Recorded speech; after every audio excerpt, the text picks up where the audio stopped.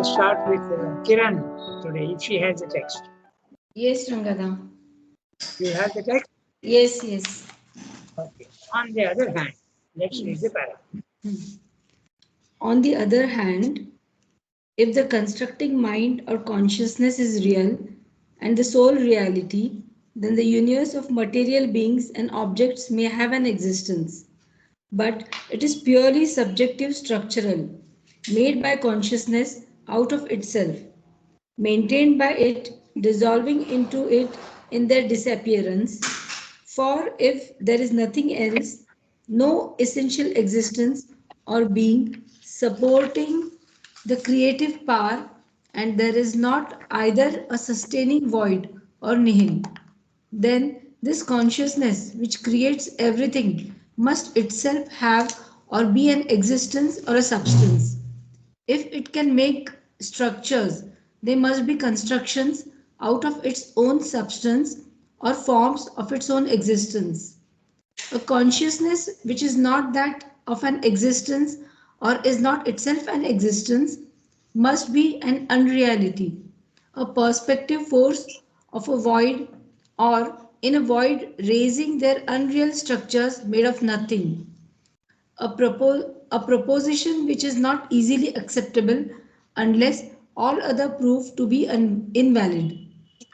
It then becomes apparent that what we see as consciousness must be a being or an existence out of whose substance of consciousness all is created.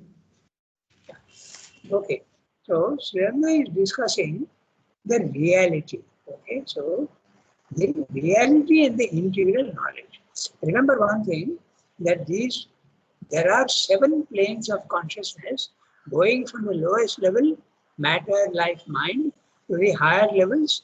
And so we have matter, life, mind, supermind, Sat, Chit, Ananda. 7 planes of consciousness. And as you keep traveling higher and higher, the relativity decreases and the reality starts increasing. Okay. So this is what he is saying. In this para, he is discussing the various theories of reality depending on which level you are. Okay. So if you are at the physical level, you see the physical world and you think it is real. Okay. And nothing else beyond the physical world is real to you. I am repeating because you have to go on. It's a very complicated discussion. So that's why I'm just repeating. Now, if your consciousness goes to the next rung of the ladder and goes up, then what you see in the lower level now changes character. Okay? It starts becoming unreal. But when you go to the second level of the spiritual planes, several things can happen. It can happen that the physical world becomes unreal. So then you end up with the Mayavadi philosophy or the Buddhistic philosophy. But if you are in the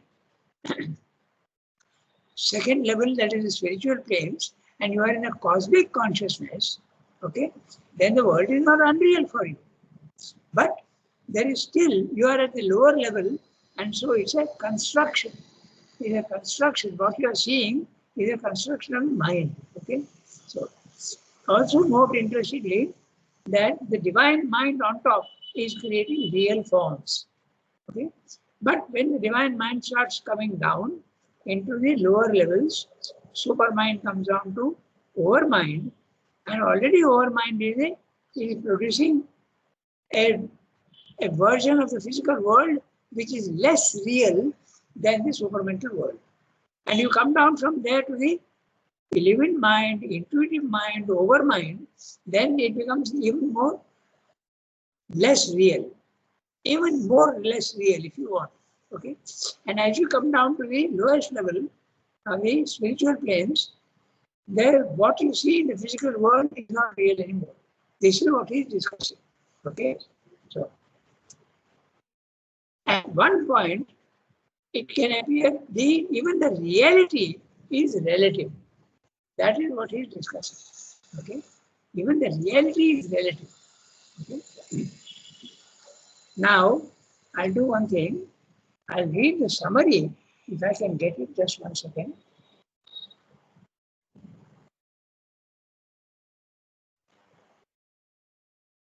I've got it. So I'll read the summary and then we'll go back to the sentence by sentence. So he's saying, if this real and soul consciousness that creates has an existence, substance to support it, then its products must be real too. So at the highest level, the consciousness that is creating, the supermind is a consciousness that creates, and it has got as the substance which is a sub. It has got that. So those forms will be real, okay, to support it. Then its products must be real too. Therefore, the Mayavada theory is not acceptable because it says that a real consciousness creates unreal images. So how can that be? So you cannot accept that theory. Because when you go to the spiritual planes of consciousness, you feel that that is absolutely real consciousness. But it's only relatively real. That's what they're saying. And it's creating unreal images. So this is the argument that Shendra is giving. If a real consciousness is creating real forms with a real substance, then the world cannot be unreal. And if you are seeing it as unreal, then you are not at the real consciousness at the height. You are at a lower level. Okay, that's what he's saying. But if this soul consciousness has no existence to back it, then indeed, its products are unreal. This is true and valid if this consciousness is seen to be the mental consciousness of mortal man. Okay? This is a Buddhistic view in which all turns out to be a nihil.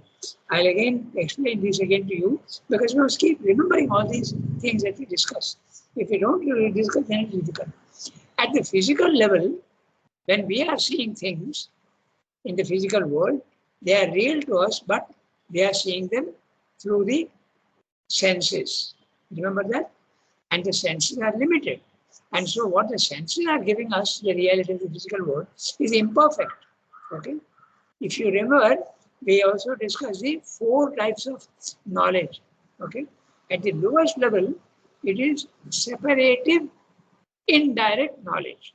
So it is bound to be defective.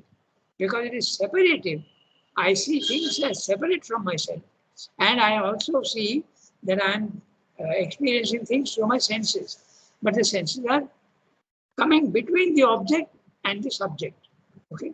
So it is, you take it to be real, but they are not real. Okay? They are semi-real. When you go up, you see that they are semi-real. Okay? And remember that if the senses are not there, the physical world doesn't exist for you. So there is a Buddhistic theory that you are seeing through your senses and the senses are imperfect and therefore the world is unreal really. When you don't use your senses, you use subtle senses, you see the physical world is unreal. Okay? So this is what we are discussing. Okay?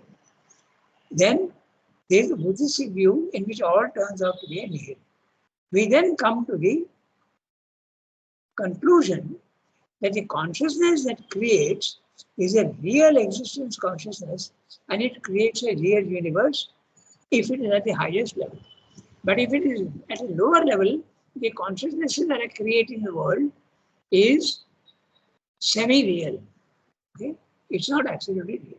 This is what he is discussing. Depending at which level of consciousness you are situated, you will see the physical world according to that level of consciousness.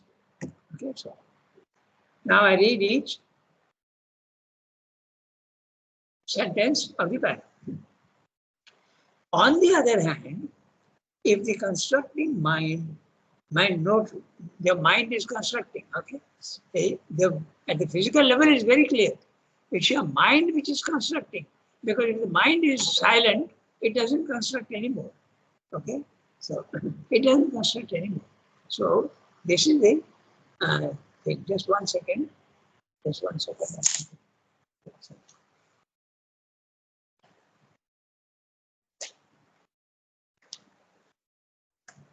Yeah. Okay. So, and When you go to the spiritual levels of consciousness, that consciousness which is spiritual is also creating, but it is creating images which are not absolutely real. And this goes right up to the overmind level. Even the overmind is a region of Maya. It is creating illusory images. Okay? It's only when you go to the supermind, you see the reality of all things, no more relative. Okay? On the other hand, if the constructing mind or consciousness is real and the sole reality, then the universe of material beings and objects may have an existence, but it is purely subjective structural. So he is telling you that when you go to the spiritual planes of consciousness, you see the physical world as, if you are in a cosmic consciousness, you see the physical world as real, but it is being constructed by the consciousness of that level. And that consciousness at that level is incomplete. So your understanding of the reality also will be incomplete. That is the reason why there is a dichotomy between spirit and matter. You see both as real. Okay? He's saying that. He's saying both are real, but it's a creation of the mind at that level. And mind you, it goes right up to the overmind. Even what the overmind is creating is not the full reality, because you are still in the region of ignorance. Okay? So that's what he explained. But only if you go to the highest level, where it's absolutely real and it's got real substance to play with, then the world which is being created with forms and all that is absolutely real. But if you keep coming down, this reality starts also decreasing and becoming less real, less real, less real. Okay? That's exactly what it is. All these arguments that he's giving, the arguments are sometimes difficult to follow. They're very complicated. But if you remember this, the basic structure, like usually Yasmin always wants only the essential truth without going into arguments. I can understand the need for that, because when Sremura goes into logic, it becomes quite complicated. So that's why I gave you the total picture. The total picture is there is a graded level of consciousness. Highest is absolutely real, and below is the unreality. Okay? So, depending at which level you are seeing the reality according to that level. It depends on the instruments you are using. Okay? That's the reason. As I told you, reality depends very much on the instruments you are using. If you want to see atoms, you have to use a microscope. The instrument is different. If you want to see the largest stars in the universe, you have to use a telescope. So, depending on the instrument you are using, you will see the reality in a particular way. So that instrumentation completely disappears at the highest level. That's the supermind, and that is the identity. There is no instrument needed for knowledge at that level. But if you are using instruments, which starts at the overmind level, and that's the subtle senses and also light and all, but there is a relative reality. And that relative reality goes on coming down, and at the lowest level, it is absolutely real. Absolutely relative. What you are seeing can be real or unreal. Okay? The theory of relativity in science also says exactly the same thing. Says depends on your position, how you are seeing. Okay? So this is what is being discussed here. Okay? Now with this background, I'll start reading each sentence and see whether you follow. On the other hand, if the constructing mind or consciousness is real and sole reality, then the universe of material beings and objects may have an existence, but it is purely subjective structural. You are yours. Mind is constructing. It is subjective, not really objective. Okay? Made by consciousness out of itself. Consciousness, remember, is a substance. And when that consciousness at any one level is creating, it is using the substance at its own level. Okay? So, a furniture maker will use wood. That's the substance he is using. A car maker will use steel. That's his substance. So now, depending at which level of consciousness you are, the substance also becomes more and more gross, more and more gross. And the more gross it becomes, then the reality is less real. Only when that substance is absolutely subtle, then it becomes absolutely real. Okay? This is what is being discussed here. But it is purely subjective structure made by consciousness out of itself. Note that. Consciousness made out of itself. The substance that the consciousness is using is, depending at which level you are, it is real or less real or absolutely unreal. Maintained by it, dissolving into it in their disappearance. For if there is nothing else, no essential existence or being supporting the creative power. Now, what do we mean by that?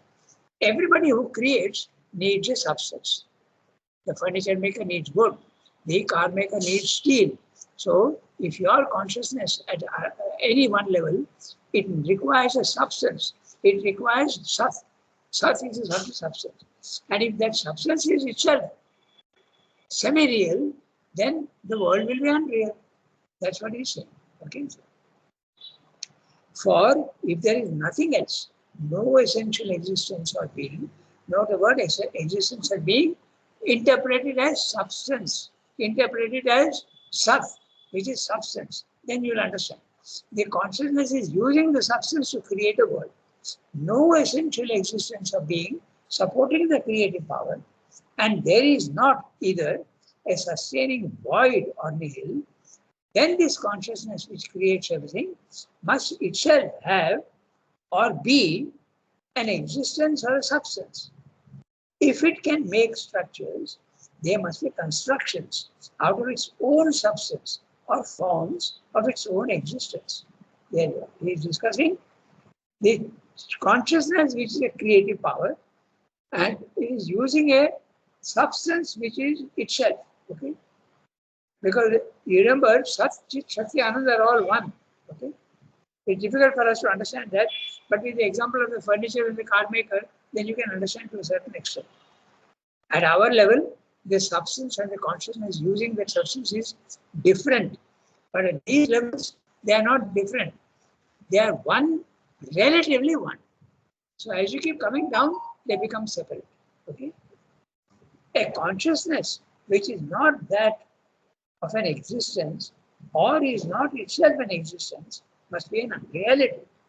A perceptive force or a void or in a void raising their unreal structures made of nothing. A proposition which is not easily, just one second,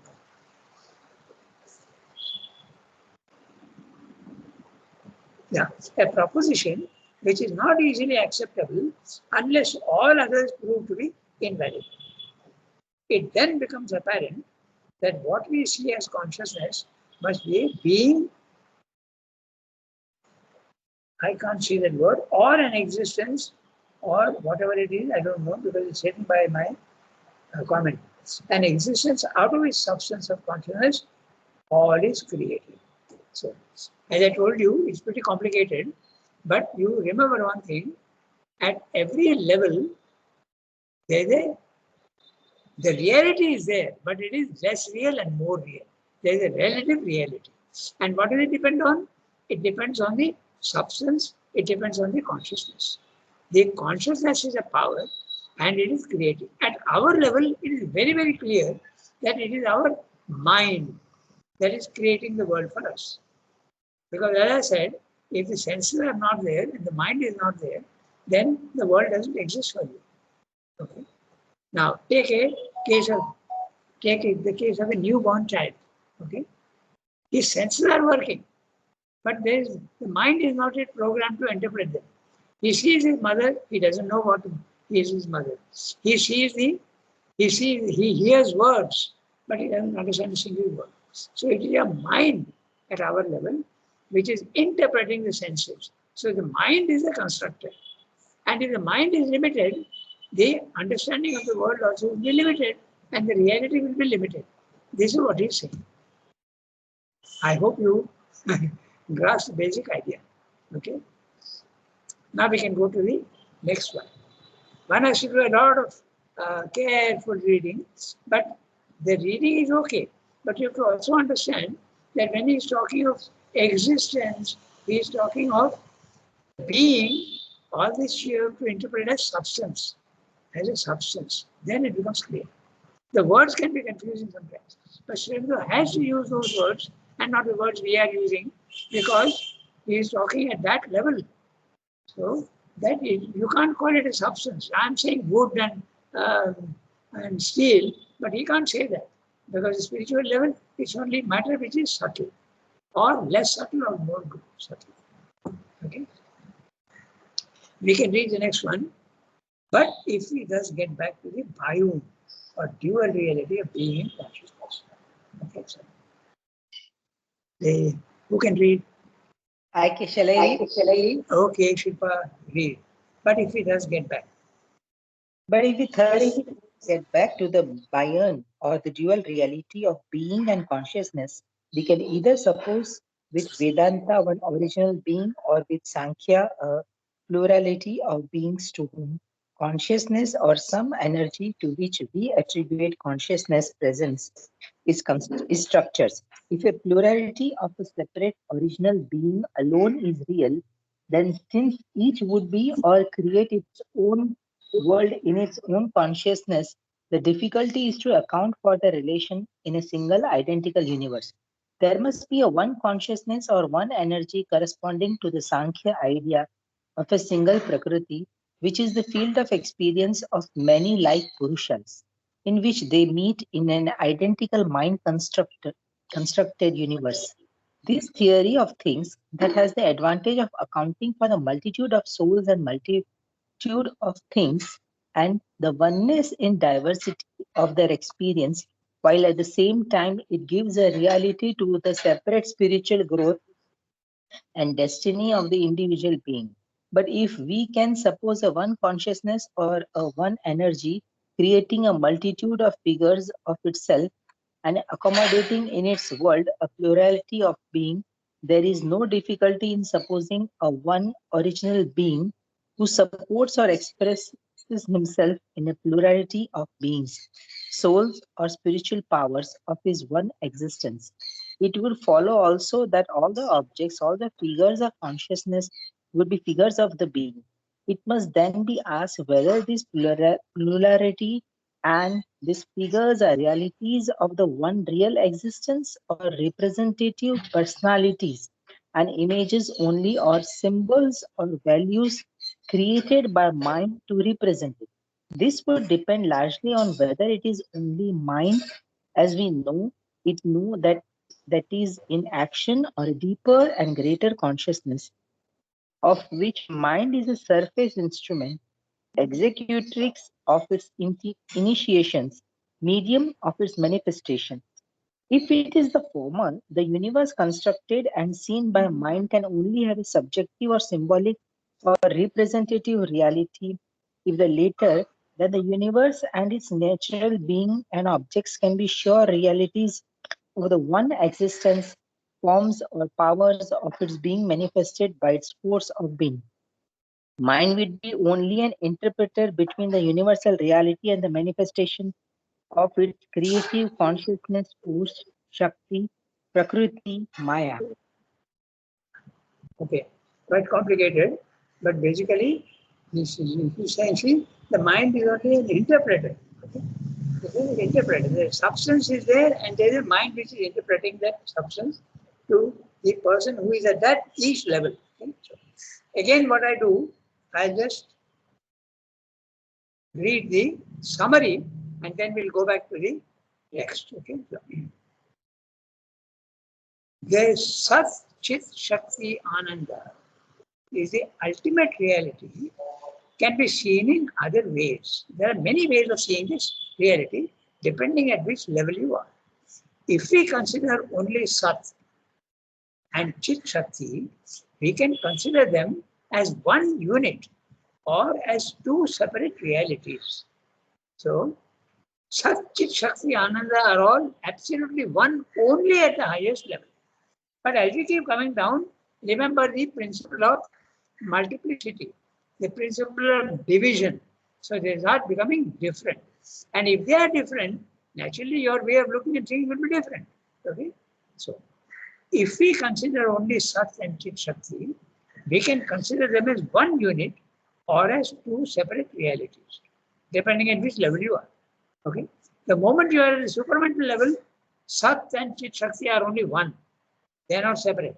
But if you come down to the overmind level, they are seen as separate. Sat is substance and Chit Shakti is the consciousness. And also, Chit is consciousness and Shakti is force. That also you see differently. In the physical world here, don't we see consciousness and energy as separate? We do. So, but only at that level, at the highest level, they are one. We can consider them as one unit or as two separate realities. The first is the Vedantic Advaita. Okay? There is only one ultimate reality, and that is Satchidananda, and that's only one. Okay? The second is the duality of Sankhya. Okay? That means to say, the substance and the consciousness are different. Chit, Shakti, or if you want, you can use different words. Chit is Purusha, and Shakti is Prakriti. They are separate. That's the Sankhya philosophy. Up to the overmind level, the Sankhya philosophy is valid. You do see them as separate. Okay? That's what Swami is saying. In the Sankhya view, Prakriti, which is Chit Shakti, presents its creations to Purusha, Sat, and to enjoy. Okay? The Sankhya philosophy says Prakriti is creating forms for consciousness to enjoy. Okay? But Purushas are many, and if they are real, then each would live in its own separate world, and it would be difficult to account for the relatedness of all these Purushas in apparently one world only. So this is how you look at it. Okay? In the Sankhya philosophy, the souls are many. There is a truth to it. But in the Advaita philosophy, if you are in the cosmic consciousness, you see that all the souls are really one. They are all not, they seem to be different, but they are actually one. Like the waves and the sea. You realize, depending at which level you are. At our level, each is a separate wave. But if you go higher in consciousness, you see that each wave is nothing but the sea. It's only a form, outer form, and that's what you see. Okay? So this is Sankhya philosophy, seeing things differently. They are different. Okay? Therefore, in Sankhya, Prakriti is one and the Purushas are many. This theory has an advantage that all souls are separate and each soul progresses at its own pace. So it is true at our level. Okay? As I said, truth is there, valid at each level. Okay? It's pretty complicated. At each level there is a truth, and that truth, even if it is relative, it is valid at that level. See, we do see each soul separate, no? So each one is separate. Suppose a single Satchidananda, that's all. But if we suppose one single Prakriti, then we also have to suppose the single Satchidananda creating multiple souls and supporting them. In this case, the multiple souls are created in the image of the single oversoul. Okay? They are only representations of the oversoul. The one divine soul is creating all these souls, and they are created in the image of the divine soul. Then the question arises, are these many souls real entities or only representative images? Okay? That's a question that arises. The question can be answered only if we know the nature of this creative consciousness. Now, so many cases. One case, is it only the mortal mind of man? Okay, if it's the mortal mind of man, then the soul creations are only representative images, egos. You don't see the soul, but you see the ego. Second case, But if the creative consciousness is a greater consciousness than mere mind, then created souls are real forms and powers of that greater consciousness. You have seen from a different level of consciousness, you see differently. The first theory is the Mayavada and Buddhism, in which ego disappears, mistaken for the soul. Okay? That's it. Then the second is the Advaita philosophy, in which the ego disappears, but the true individuality is retained, though universalized. So we see that mortal mind is only a mediatory interpreter and not an original creator. So this is what is said in the paragraph. Okay. Again, to make it simple, I just tell you that depending at which level you are. So I'm now going into detail and saying that if you are at the first level 1 of the physical world, you are using your instrumentations of senses, and the physical world is real to you, but it is not really real. Okay? You see in particular way. You go to the second level, you start seeing the deeper reality. You start seeing that the forms that you are seeing are not the reality. They are only vacant forms. They are only forms, superficial forms, outer form. Just like you take a fruit. The real stuff is inside the fruit. And outside there is a covering which is actually it has to be rejected. Okay, so exactly like that. You have to go deep into it. Depending on which level of consciousness you are, you will be capable of going deeper and deeper into the reality. That is what Sandri is explaining in this topic. Okay? And so you end up with the Advaita philosophy and you end up with the Sankhya philosophy. Okay? We have still 8 minutes left. So we'll try to look at the sentences. I don't think we can finish, but we can try. So now I'm reading each sentence. I'm quite aware that the arguments are not very easy to follow. Okay? I'm quite aware of that. But still we are trying. Okay? But if we thus get back to the Bayun or the dual reality of being and consciousness. In other words, at the highest level, we see that substance and consciousness, Sat and Chit Shakti, are one. But when you come down the scale, then Sat and consciousness become different. Sat is the substance and consciousness is the Chit. Okay? And they are different. So that's why he's saying Bayun or dual reality. Now what's the difference between Bayun and dual reality? Bayun is you see them as two, but they are really one. You see them as really one, but they seem to be different. Okay. Or the dual reality. Dual reality, being and consciousness are separate. Okay. They are not the same. We can either suppose with Vedanta one original being or with Sankhya a plurality of beings to whom consciousness or some energy to which we attribute consciousness presents its structures. So depending on if you are a Vedantin, then you will see like Shankara that all the souls are really nothing but one. And if you are a Sankhya believer, because that's the experience you have, you see all the souls are separate. That's what he's saying. If a plurality of separate original beings alone is real, now he's saying, let us take it for granted that Sankhya is true. Okay? If it is like that, then what happens? If a plurality of separate original beings alone is real, then since each would be or create its own world in its own consciousness, the difficulty is to account for their relations in a single identical universe. How to explain that?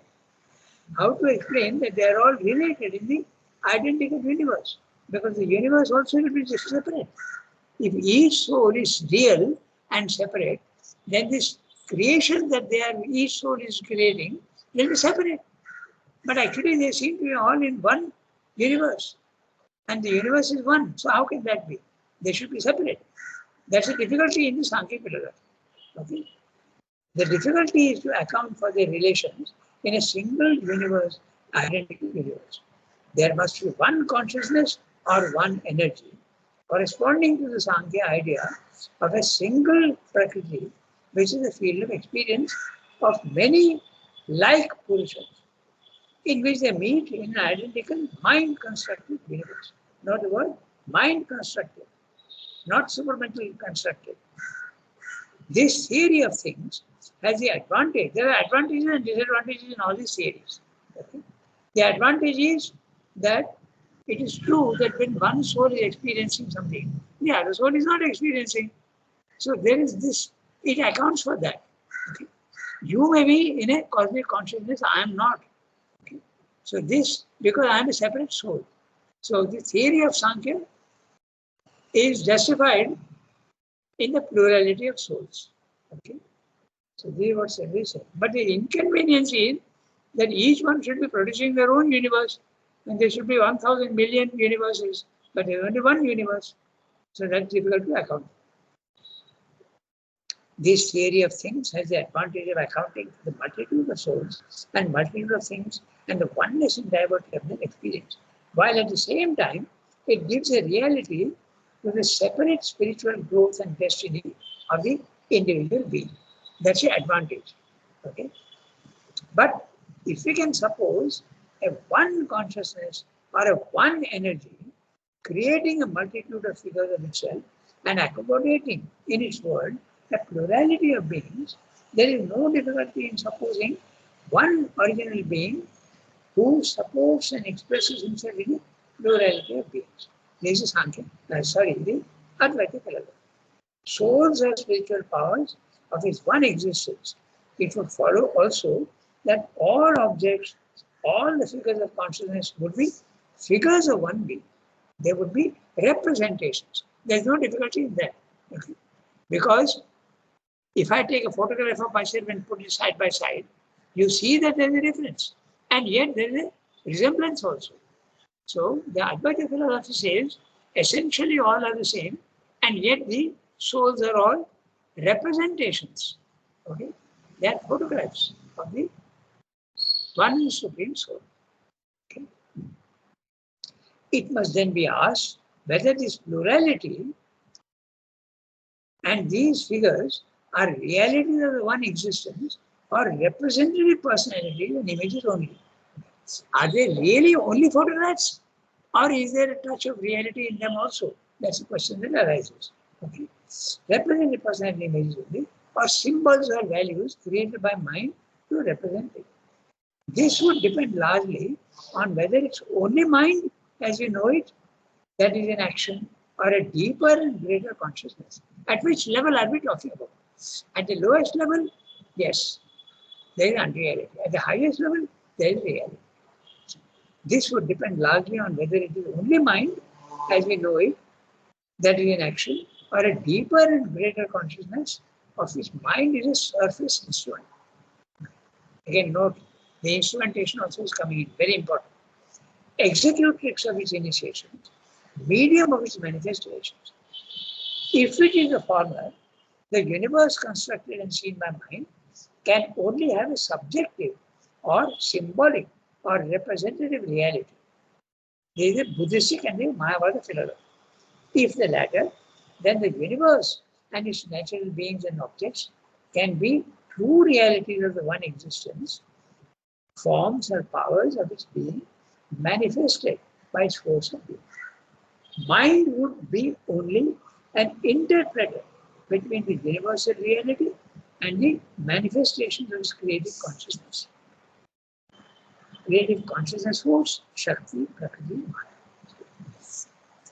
The essence of it is, depends at which level you are. And each of these things, they have their validity only at that level. This is what we're slowly coming.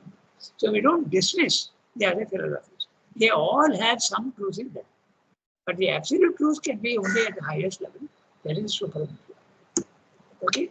So we stop here today. And next week we'll take up. It is clear that the mind of this nature. Remember, the chapter heading is reality and the integral knowledge. The reality can be seen at every level. You see reality in a different way. Okay? That's the main idea. Okay? Thank you, Rangada. Okay. Merci beaucoup. Okay.